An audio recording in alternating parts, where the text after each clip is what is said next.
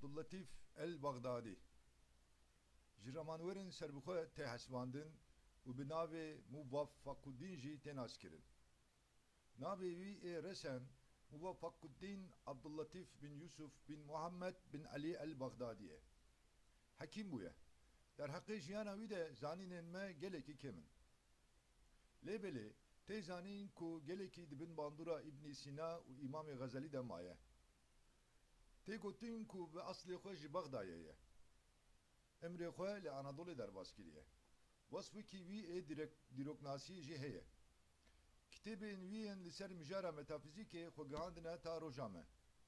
Bi taybetî jî derbarê anatomiyê de xebitiye. Kitêba wî ya bi navê El-İfade yel-İtibar di sala 1788 de li zimanên Rojavayî hatiye wergerandin. Her wiha kitêba wî ya bi navê Muvaffaquddin fil Hawas jî de jî li ser wezîfeya 5 livokên mêyên sehekî rawestiye ye.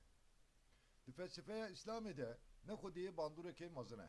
Lêbelê bi gumanberî û rexnegiriya xwe wekî rexnegirêkî serbixwe hatiye nasin.